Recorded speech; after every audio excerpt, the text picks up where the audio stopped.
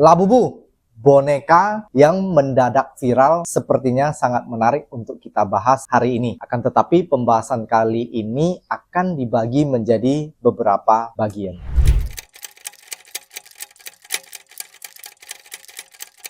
Sebelum viral sampai hari ini banyak sekali pertanyaan yang muncul. Sebenarnya boneka Labubu ini sudah ada sejak tahun berapa? Labubu sudah ada sejak tahun 2014. Kemudian di 2015 boneka Labubu dalam serial The Monster mulai masuk ke pasaran pada tahun 2015.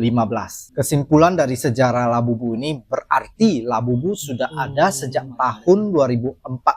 Itu berarti Labubu sudah berusia 10 tahun teman-teman. Baru se-booming itu di tahun 2024 ya teman-teman ya. Kesimpulannya teman-teman di bagian pertama ini, untuk membranding sebuah karakter ataupun brand, merek ataupun sebuah produk itu selalu membutuhkan waktu. Nah, waktu yang tidak cepat pastinya teman-teman. Kita lanjut ke bagian kedua, siapa manusia di belakang Labubu.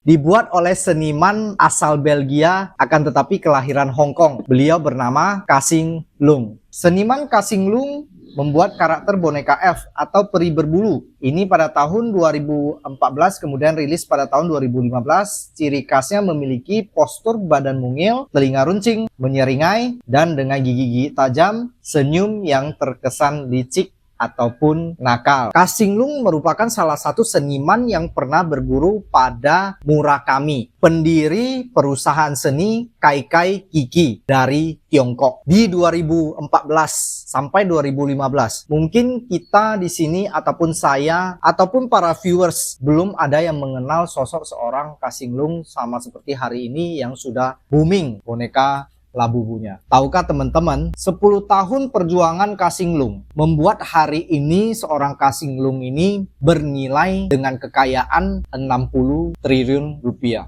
Luar biasa teman-teman. Kesimpulannya dari bagian kedua ini, branding itu memang membutuhkan waktu teman-teman. Akan tetapi di zaman yang sudah serba canggih ini, mungkin waktu untuk membranding sebuah brand ataupun produk yang dibutuhkan sekitar 20 tahun bisa dipersingkat menjadi 10 tahun teman-teman. Bagi kami, waktu 10 tahun untuk bisa menghasilkan 60 triliun bukan termasuk waktu yang lama nih teman-teman. Tapi kalau menurut teman-teman para pejuang brand, lama atau tidak nih waktu 10 tahun untuk bisa menghasilkan 60 triliun? Komen dulu dong di kolom komentar.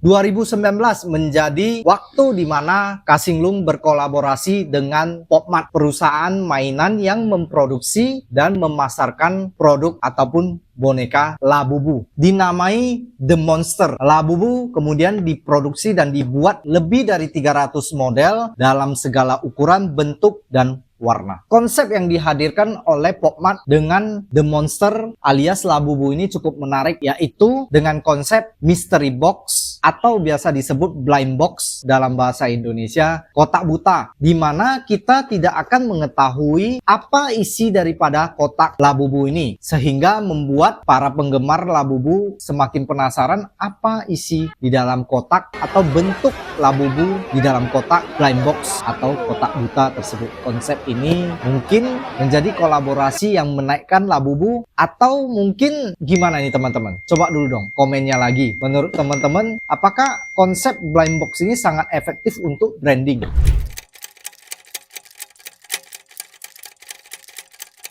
Viralnya Labubu teman-teman, apakah merupakan trik marketing atau memang tanpa faktor kesengajaan nih teman-teman? Menarik untuk kita bahas nih teman-teman. Salah satu anggota grup musik Blackpink, yaitu Lisa, mengunggah unboxing sebuah blind box dari Pop-Mart. Ternyata kotak itu berisi boneka Labubu yang kemudian digantungkan pada tas Lisa. Pop-Mart sampai kewalahan untuk memenuhi permintaan boneka Labubu sejak dipakai oleh Lisa Blackpink. Para penggemar Blackpink Blackpink beramai-ramai untuk mengantri di Popmart ataupun mesin Popmart hanya untuk mendapatkan blind box boneka Labubu, teman-teman. Toko online popmart.com juga kebanjiran orderan daripada fans Blackpink. Itulah yang membuat Popmart mau atau tidak mau meluncurkan offline store demi memenuhi permintaan para penggemar Blackpink, teman-teman. Termasuk juga Popmart membuka store offline-nya di Indonesia.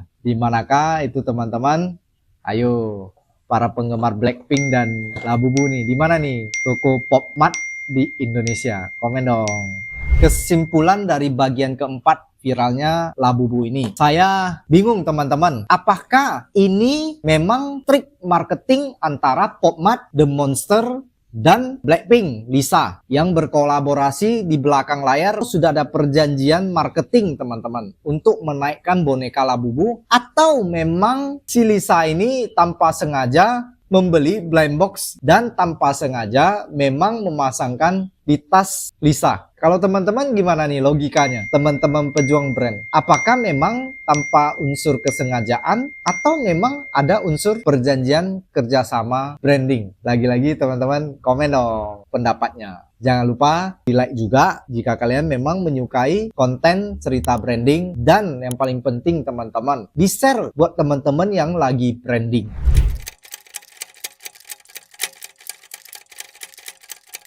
The Monster terinspirasi dari dongeng Nordik asal Eropa ataupun cerita tentang Viking, kata seorang Kasinglung. Akan tetapi nih teman-teman, ada juga yang kami rangkumkan atau kami mendapat informasi dari beberapa sumber bahwasanya sebenarnya Labubu ini terinspirasi dari makhluk mitologi Tiongkok yang bernama Hao-Tie. Kita bahas makhluk Hao-Tie. Dalam cerita mitologi Tiongkok, Hao-Tie adalah monster serakah yang suka makan, di mana dia dipercaya akan memakan apa saja yang telah dilihatnya. Bahkan itu termasuk dengan tubuhnya sendiri. Karena itulah Hao-Tie hanya digambarkan dengan wujud tubuh yang terdiri dari kepala besar dan bermulut besar. Dengan sifat yang dimilikinya, Hao-Tie dianggap sebagai simbol keserakahan dan dipergunakan untuk mendeskripsikan seseorang yang terlalu serakah. Apakah boneka Labubu ini bisa dimasukkan dalam kelas pesugihan, teman-teman?